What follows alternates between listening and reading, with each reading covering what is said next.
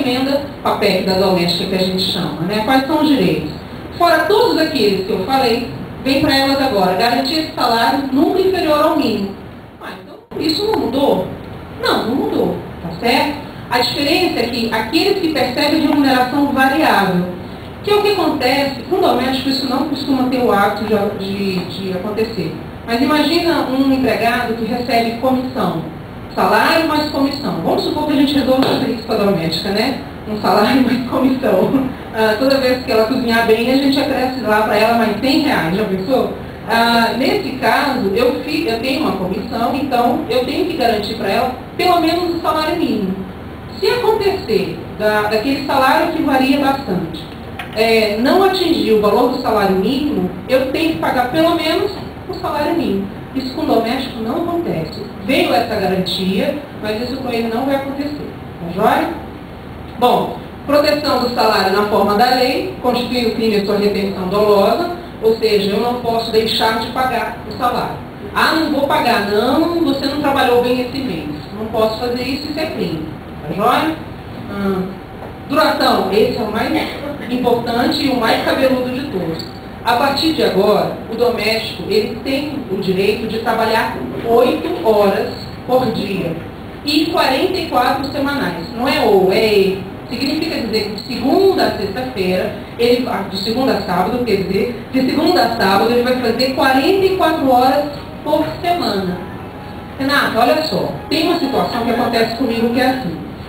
Eu não quero que ela trabalhe no sábado e ela também prefere não trabalhar no sábado. Ela chega lá em casa às 8 horas da manhã, e sai às 18 horas. O que eu faço com aquelas 4 horas de sábado que eu não quero que ela trabalhe e nem ela quer trabalhar? A gente pode jogar essas 4 horas de segunda a sexta. O que a gente faz? De segunda a quinta, por exemplo, trabalha 1 hora a mais, então trabalharia de 8 até as 19 horas, sem problema algum. E na sexta-feira ela trabalha de 8 às 18. Resultado, as 4 horas de sábado foram jogadas para que dia? Para durante a semana. Eu diluí durante a semana. E o sábado vira um sábado folga, que a gente chama de compensatório. Renata, eu fiz assim. E se ela trabalhar no sábado? Nessa hipótese? Aí já é jornada extraordinária. Por quê? Porque ela já não fez 44 horas semanais de segunda a sexta. Aí no sábado é hora extra. Tá joia? E a gente vai ter que providenciar o pagamento. Então, basicamente, no primeiro momento, e aí depois eu vou trazer para a gente as situações peculiares, ela pode sim trabalhar 44 horas semanais de segunda a sexta, com sábado sendo folga compensatória. Tereza, abre para mim aquele cartão de ponto, por favor. É um exemplo de um cartão de ponto. Esse aqui foi feito no Excel para facilitar um pouco a vida, até porque a gente possa mudar as datas de uma forma mais fácil. Eu sei que está referente a abril. Olhem tudo direitinho. E a gente vai colocar o dia da semana, segunda, terça, quarta, quinta, sexta.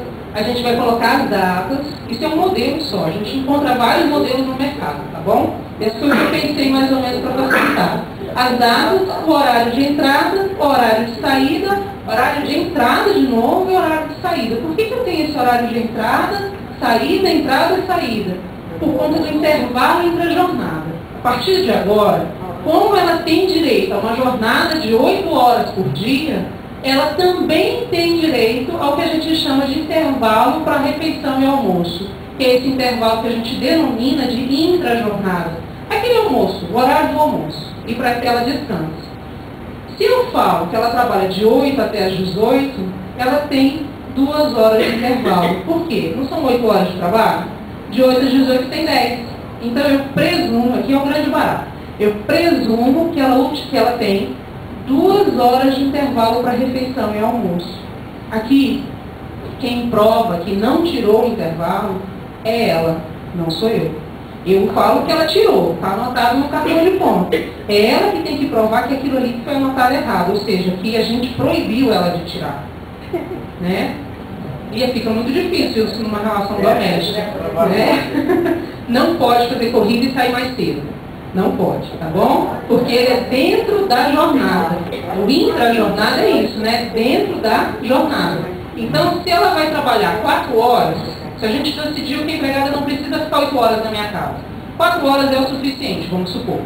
4 horas é corrida, não precisa de intervalo. 4 horas é corrida mesmo, sem intervalo.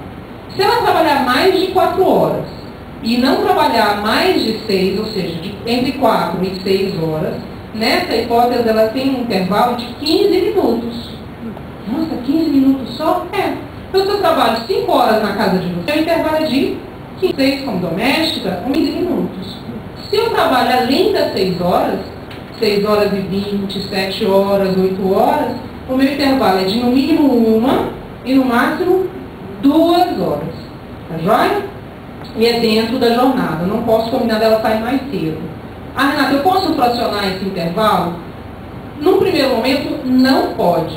Não pode. Mas a gente vê algumas decisões do tribunal, do TRT nosso aqui de Brasília, do TST, que ele entende que pode haver um fracionamento. Porque nós, nesse caso, imagina, a empregada entra às 8, vai sair às 18. E geralmente ela não quer tirar as 2 horas de intervalo depois, no horário do almoço ali.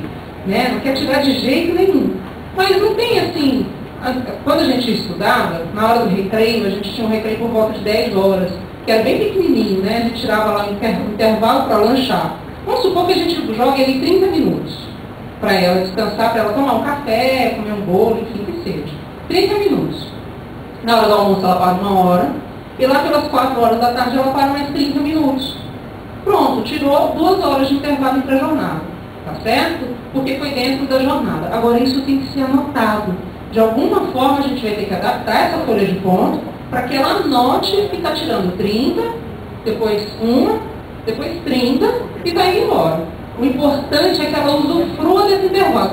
Ah, mas a minha empregada não quer tirar de jeito nenhum, Renata, eu estou com um problema muito sério. Eu estou com uma cliente que está assim, que ela me ligou e falou, ah, eu não quero tirar de jeito nenhum esse intervalo, o que eu faço? Eu amarro ela no sofá, ligo a televisão no video show e falo, você vai assistir o video show todo, mas a novela, eu estou brincando, não é assim. Você tem que chamar a atenção dela. Olha, o intervalo tem que ser usufruído. Usufruído é chique, né? Tem que ser, bom, tem que tirar o intervalo. Outra palavra é pior ainda. Tem que tirar o intervalo, porque isso não é questão porque está na lei. Não é só isso. É uma questão de segurança, de saúde sua. Se a gente não descansa nessa jornada, corre o risco de um acidente de trabalho. E agora, pela Constituição, a gente é responsável pelo acidente de trabalho que acontecer com ela. Então, toda vez que ela falar, não quero tirar, não sei o quê, toda vez que a gente lembrar ou ver que não está tirando, a gente vai falar, olha o intervalo, você tem que tirar. Toda vez que eu faço isso, eu estou chamando a atenção, eu estou advertindo.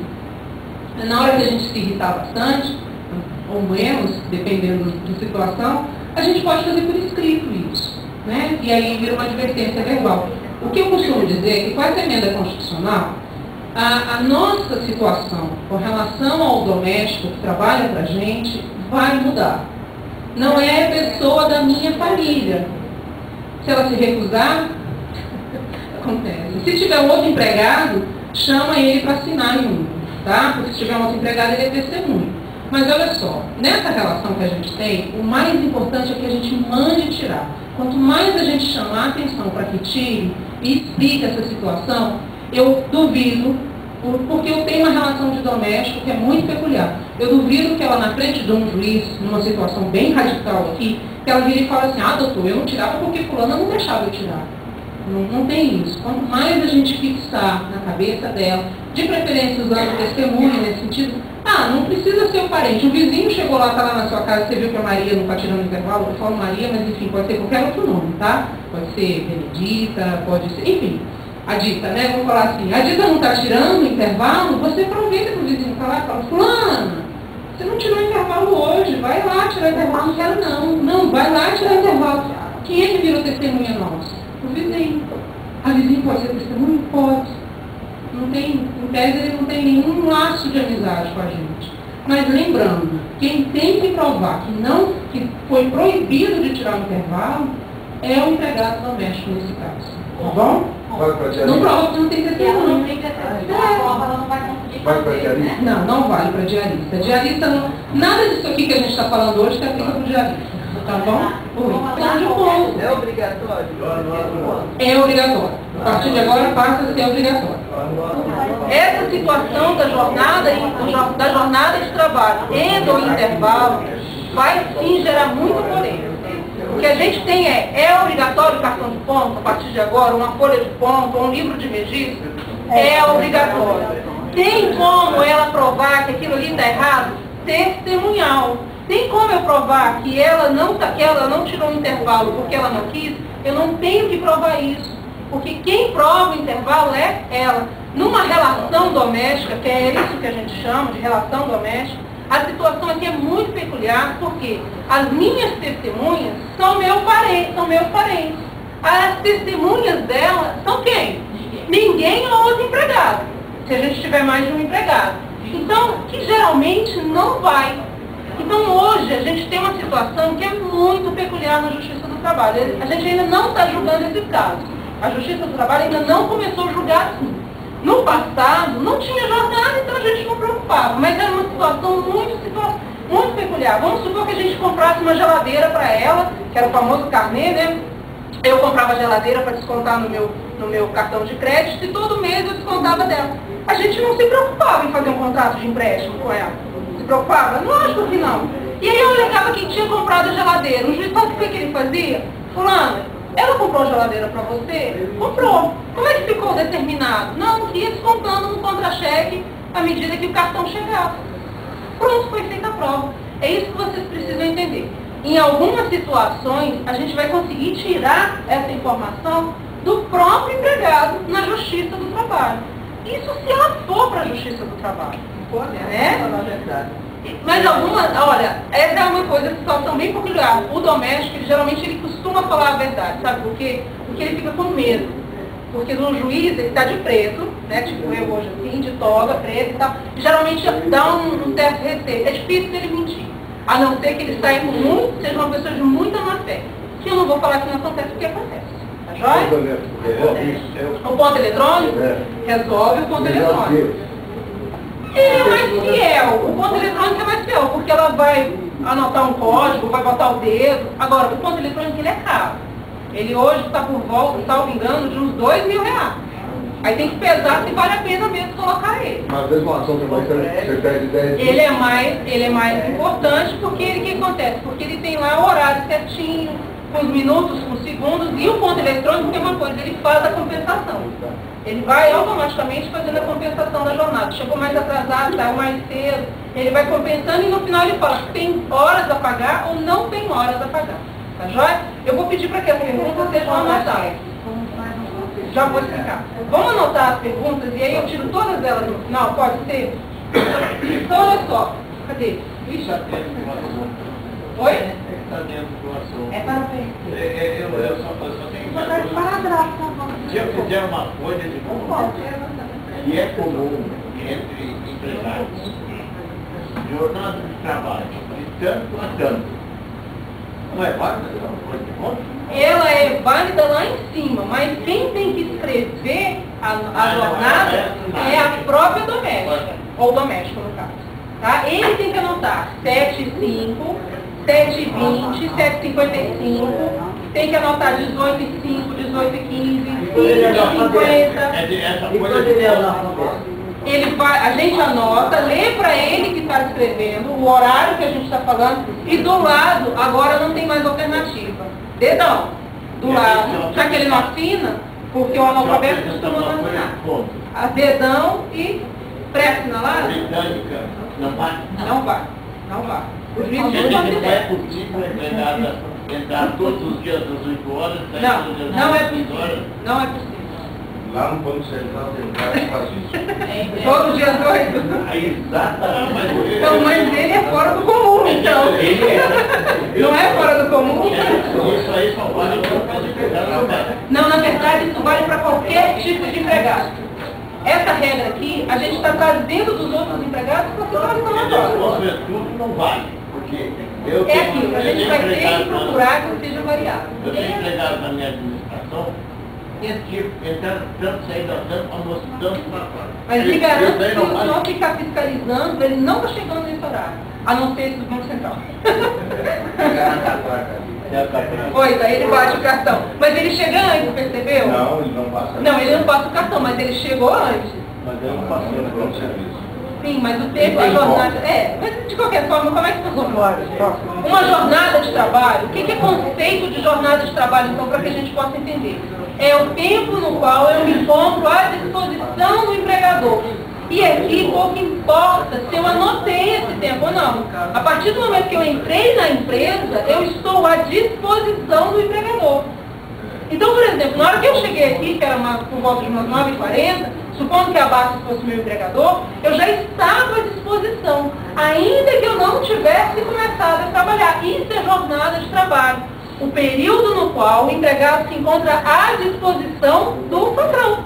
Então, se ele chega um pouquinho mais cedo, ele já está à disposição. O que acontece é que ele só não passou o cartão.